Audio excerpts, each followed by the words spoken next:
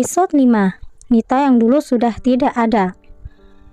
Nita dan Rara baru saja tiba di restoran dimsum, tempat yang direferensikan oleh Nita.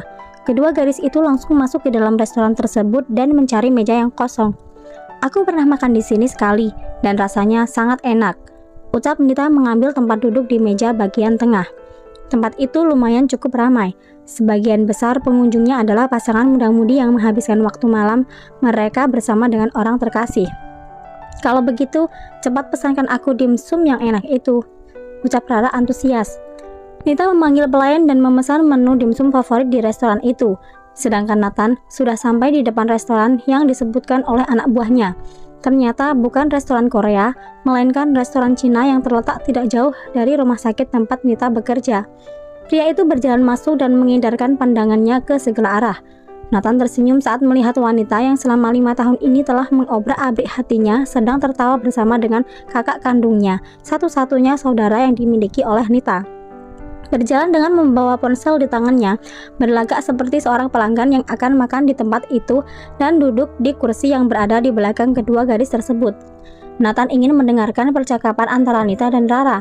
Dia tidak akan langsung menampakkan dirinya karena pasti Rara tidak akan membiarkan dirinya berbicara dengan Nita. Kedua wanita itu tidak menyadari bahwa ada seseorang yang sedang mendengarkan percakapan mereka di belakang.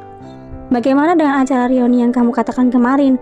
Katanya kamu akan mengadakan pertemuan dengan sahabat karibmu. Siapa namanya?" "Ara, iya kan?" tanya Rara. "Ya, sebenarnya sih bukan acara reuni resmi," jawab Nita. Seorang pelayan membawakan pesanan mereka dan mempersilahkan untuk menikmatinya. Nathan masih setia mendengarkan obrolan Nita dan Rara. Pria itu akan mencari celah di mana dia bisa berbicara dengan Nita secara leluasa. Kalau di rumah sakit, Nita pasti tidak akan mau merespon dirinya, apalagi di situ ada Sylvia.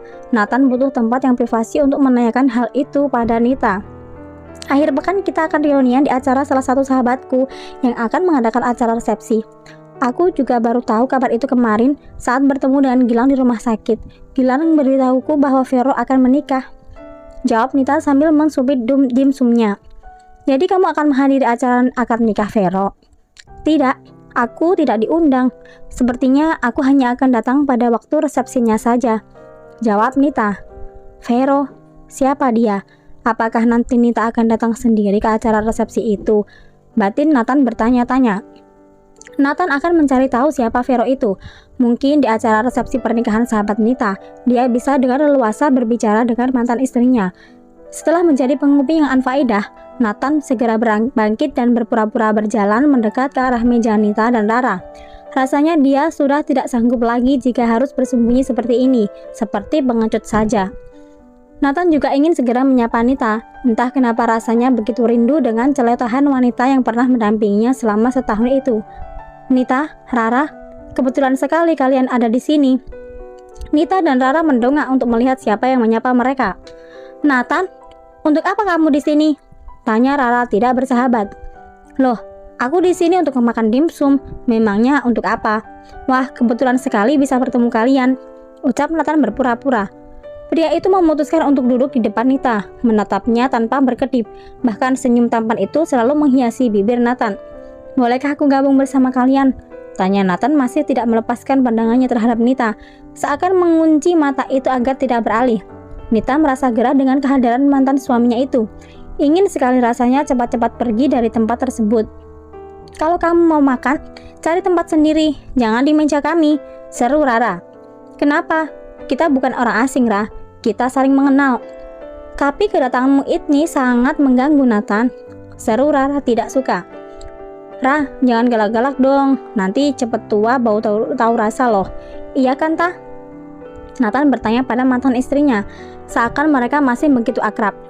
Nita mengalihkan pandangannya tanpa menjawab Nathan. Rasanya tidak ingin melihat wajah tampan yang dulu selalu membuat hatinya berdebar itu. Nita takut kalau hatinya masih lemah seperti dulu, tapi dia sudah memastikan bahwa rasa cinta itu sudah hilang sejak dulu.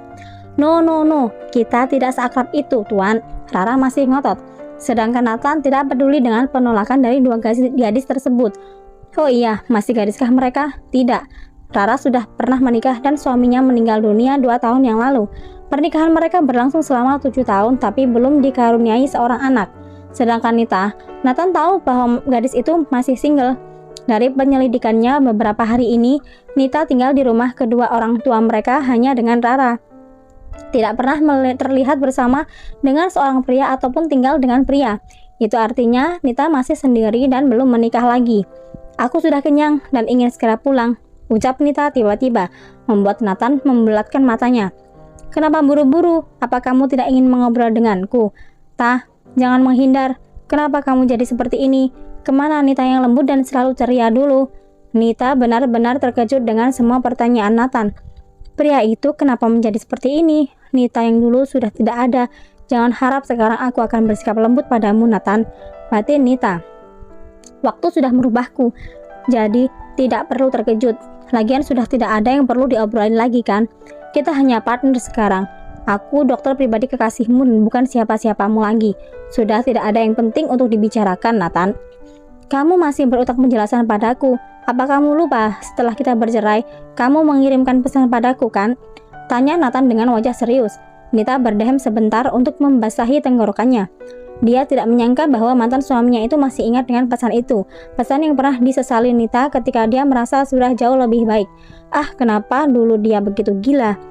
Pesan apa? Aku sudah lupa. Ucap Nita bersedekap dada, membuat Nathan melongo tidak percaya. Apa kamu sudah lupa, Tah?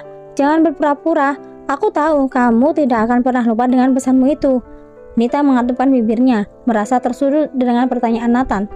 Rara yang dari tadi menyimak merasa bahwa adiknya akan kesulitan dengan pertanyaan-pertanyaan dari mantan suaminya itu. Rah, ada pasien yang harus kamu tangani. Ayo ke rumah sakit sekarang, ucap Rara menarik tangan Nita dan membawanya pergi dari hadapan Nathan. Sebelumnya Rara sudah meletakkan 2 lembar uang di atas meja. Nathan terkesiap mendapati Nita sudah tidak ada di hadapannya. Rara telah membawa pergi mantan istrinya itu. Bersambung.